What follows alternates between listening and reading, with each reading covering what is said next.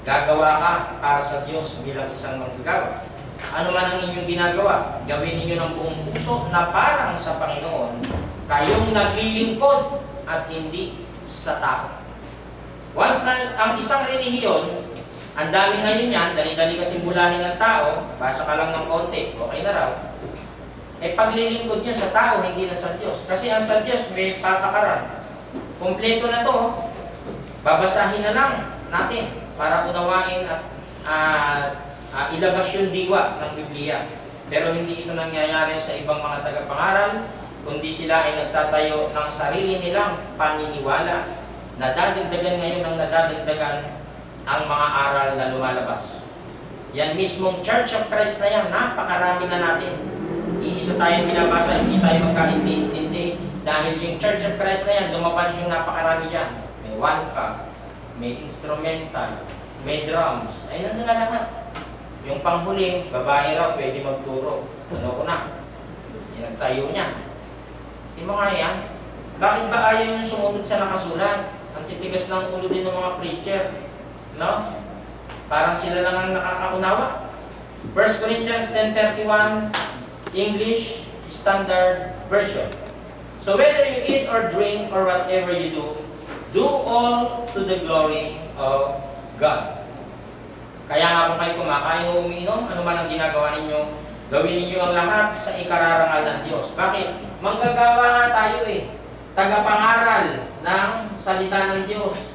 Tagagising doon sa mga natutulog. Taga-akay sa mga bulag. Ito tayo. Ano po? Kaya, kung mapapansin natin, umaasa ang Diyos sa atin na tayo'y nagtatrabaho, ayun o, para ibigay ang takdang sweldo, para ibigay ang eternal life.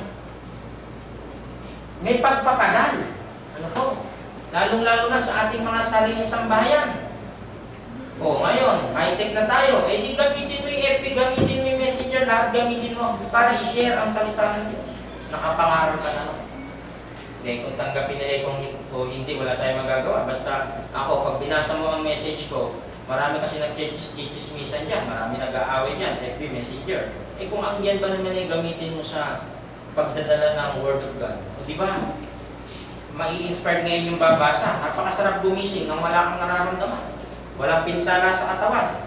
So kung ang napadalan mo niyan ay merong karamdaman, nanghihina ako, napalakas mo loob ng kapatid. Eh di gumawa ka na sa ubasan ng Panginoon. Di ba ba? Yun yun eh. Ano ang ating matututunan sa kwento ng talinghagang ito? Ayan, binigyan natin yung mga talata, tapos ipapakita pa natin, ibubuod pa natin. Ano ang nais nitong iparating sa ating mga Kristiyano? Napakasarap aralin. Ano, ngayon ko lang napansin. Masarap aralin pala itong mga talinghaga. Ito yung mga gusto ko yung palalim ng palalim. Ano ho? Kasi nagugulat ako, napakagaling ng Bible. Pag pinokus mo doon sa pag-aaral, doon ka na kapokus sa binabanggit lang na kwento niya, hindi ko mag-hits eh. Pero lalabas doon sa huli, ay ito pala, at parang ang layo. Eh dahil nga doon sa tinutumbok na first and last, ano po, ayon doon sa talata, yun pala ang binabanggit. May kinalaman doon sa mga Hudyo kasi yung pinapangaralan ng ating Panginoong Yesus, nakahalubilo rin yung mga hintil sa Israel. Parang sinasabi niya, o kayo, hindi porkit kayo naunang mga Hudyo kayo, mga Israel kayo, eh, ma-pride na kayo, matatapang na kayo. Alalahanin nyo rin yung mga hintil. Ganon ang nangyari sa iglesia ng Corinto. Kaya may mga pagtatalo-talo. Parang naiitsapwera yung mga hintil. Kasi ang lumalabas, parang ang gusto ng mga Hudyo, sila lang lagi yung pamida. Ay hindi. Tinubos din kami ng Panginoong Yesus. Kasama kami sa kaharian ng langit. Huwag na kaming iitsapwera. Ayo, parang ganun yung nangyayari doon sa hidwaan nung tinatawag na bawat churches. Ano?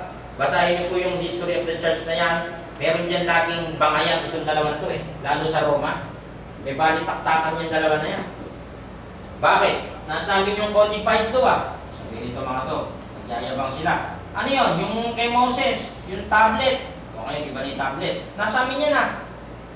Eh, bakit kami naman ah? Yung kautusan ng Diyos nasusulat sa aming mga puso ah. Romans chapter 2. Basahin natin. Lagi silang may ganon. Kaya sa pangalan ng ating Panginoong Yesus, Nangyayari po yan dahil ang tinutukoy dyan dalawang tao lang, ang mga Hudyo at mga Hintil.